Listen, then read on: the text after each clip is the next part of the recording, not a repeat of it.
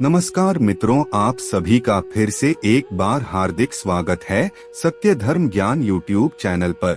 मित्रों, आपने यह कहावत तो जरूर सुना होगा कि इस संसार में ऐसा कोई भी व्यक्ति नहीं है जो अपने पूरे जीवन काल में कभी भी कोई गलती नहीं किया हो।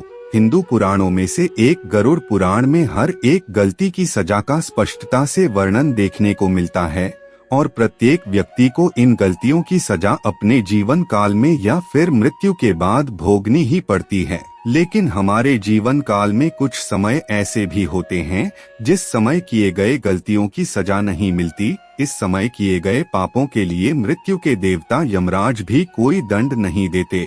आज हम इस वीडियो के माध्यम से प्राचीन काल की एक कथा का वर्णन करने वाले हैं, जिसे खुद भगवान श्री कृष्ण ने अक्रूर जी को बताया था। इस कथा को सुनने के बाद आपको पता चल जाएगा कि किस उम्र तक किए गए पापों की सजा हमें नहीं मिलती। तो आइए सब मिलकर जानते हैं। मित्रों, वीडियो में आगे बढ़ने से पहले अगर आप पहली बार हमारे चैनल पर आए हैं और अभी तक आपने हमारे चैनल को सब्सक्राइब नहीं किया है तो अभी हमारे चैनल को सब्सक्राइब कर लीजिए, ताकि आपको रोजाना ऐसे ही महत्वपूर्ण जानकारी मिलती रहे। मित्रों, भविष्य पुराण के अनुसार इस संसार में जन्म लेने वाले हर प्राणी को तन मन और वचन से किए गए पापों की सजा भोगनी ही पड़ती है। कुछ पाप जाने अनजाने में हो जाते हैं तो कुछ पाप ऐसे भी होते हैं जो महापाप की श्रेणी में आते हैं, जिन्हें करने से नरक में कई कठोर यातनाएं भोगनी पड़ती है।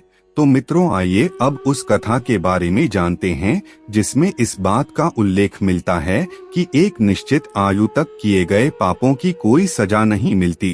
पौराणिक कथा के अनुसार एक समय में पृथ्वी पर एक मांडव नाम के ऋषि हुए। वह बहुत बड़े तपस्वी और धर्मात्मा थे। एक दिन उनके आश्रम की ओर कुछ लोग भागते हुए आए और वे लोग ऋषि से शरण मांगने लगे। वो लोग चोर थे जो किसी राज्य से चोरी करके भाग रहे थे और उनके पीछे राज्य के सैनिक लगे हुए थे और उनका पीछा कर रहे थे।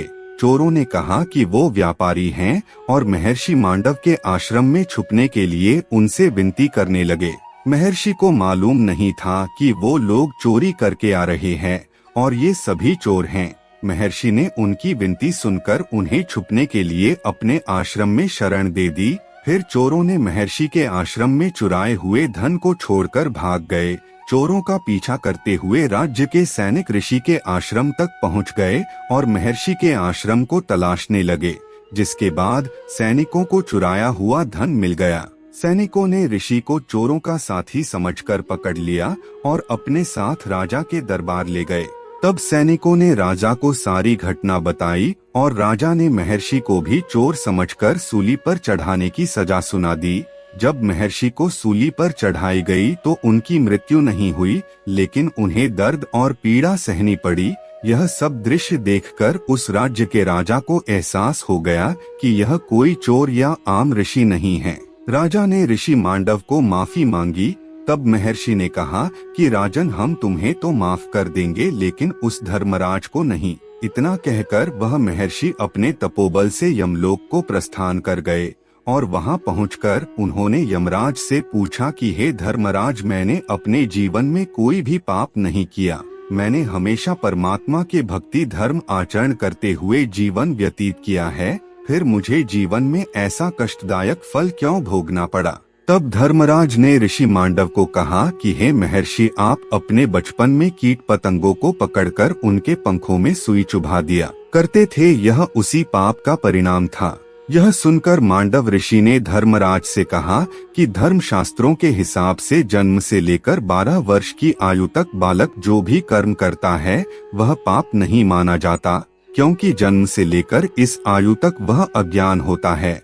अतः आपसे बहुत बड़ी गलती हुई है, इसका परिणाम आपको भी भुगतना पड़ेगा। तब महर्षि मांडव ने धर्मराज को श्राप देते हैं कि तुम भी पृथ्वी लोक पर जाकर मानव रूप में जाने अनजाने में गलतियां करोगे और तुम विद्वान तो होगे, लेकिन तुम्हारी नीति कोई नहीं मानेगा। इसी श्राप के कारण धर्मराज का जन्म द्वापर युग में विदुर के रूप में हुआ था। तो मित्रों, यही वो कारण है कि भगवान बाल्यापन में जाने अनजाने में किए गए गलतियों को माफ कर देते हैं।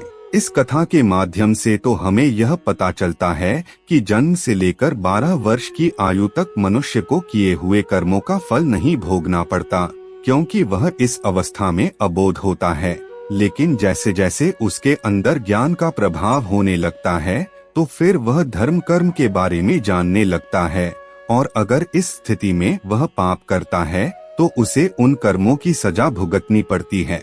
मित्रों, आज की वीडियो में बस इतना ही।